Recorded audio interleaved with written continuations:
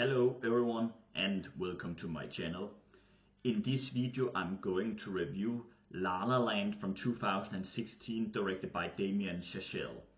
And in this film Ryan Gosling and Emma Stone plays these two young people who meet each other through different circumstances.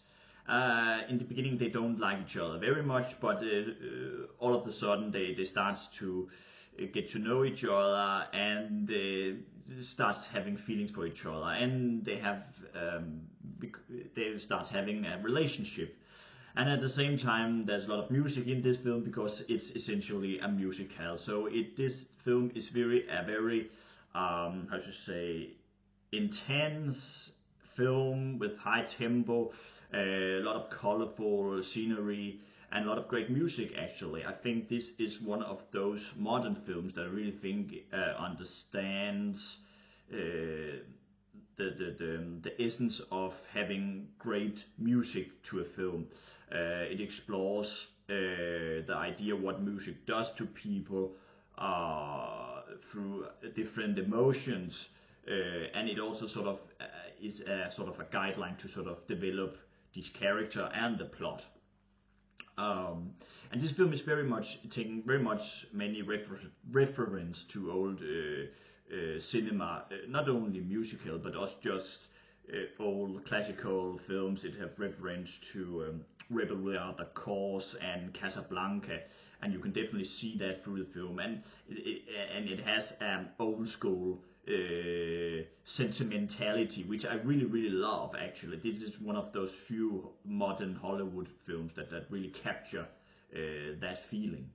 And I like the idea of this film. It start off having two perspectives on things, how they meet each other, and then then they have their, how to say, their relationship, and they of course going through a more how to say, change through the later part of the film where there had to be a conflict, you know. So I like how the film explored different people, their dream and their personality, and at the same time it has that love theme that sort of connects them, you know. um, Ryan Gosling is not my typical favorite actor. I'm not a big fan of his work. I always feel he's too stiff and a bit boring actually in his roles. The only film of his that I really liked him in is the film Drive. But in this film he actually works quite well. It's not that he's a great actor, and he doesn't sing very well, but you can definitely feel that he has a very he has much musicality in his body, and he's very great at playing the piano, and in some ways it sort of feels natural that he doesn't have to sing that very well. So I actually think he's quite well casted, even though Emma Stone is a much better actress than he is as an actor. She really capture a lot of things just with her, I should say, the way that she plays with her eyes and with her mimic. She's very captivating. Again, she's not the greatest singer, but she has more charisma than Ryan Gosling. But they have a great chemistry, I think, and I love seeing them together. My issue for this film is primarily that the film wants, in some ways, I'm not saying they try to be realistic, but eventually there has to be a conflict between them.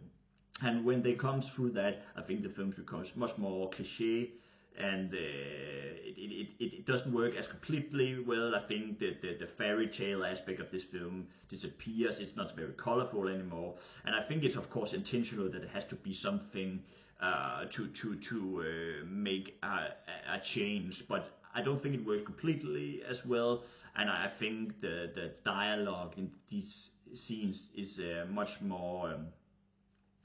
It doesn't work. It's more ordinary, you know, and you sort of see it coming. But again, it wraps everything up very nicely in the end. It has a great final with great music and colorful sequences, and I think it has a lot of heart to sort of also seeing these two individuals.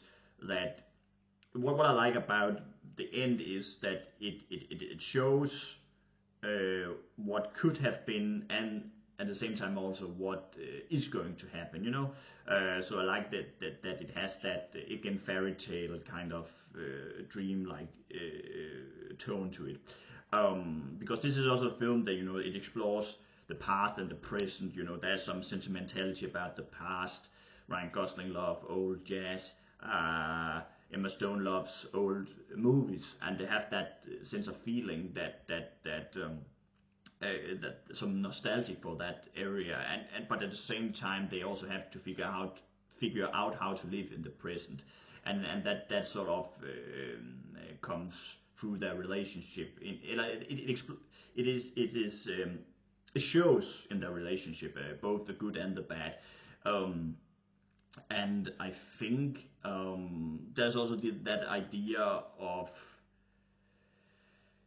how much are you willing to go to follow your dreams, because they both have a dream essentially, but their dreams eventually, even though they follow their dreams, that eventually makes that they can't have a relationship. So the film also tackles these subjects in a nice way that I think is quite modern and honest.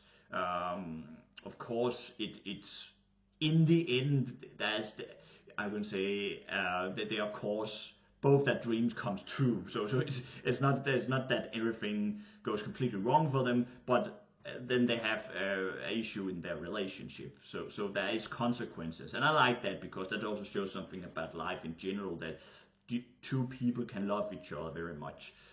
Maybe they're even meant for each other, but there are some consequences through their life situation that does that they can't never have each other. And that is a great message for this film. I think it's a very very cute film, great music, and it's very really well handled. A beautiful film, one of the best from the last 10 years, I think, from Hollywood. And that's all I have to say. Thank you so much for watching this video, and let me know in the comments what you think of La La Land, and I hope you all have a very nice day.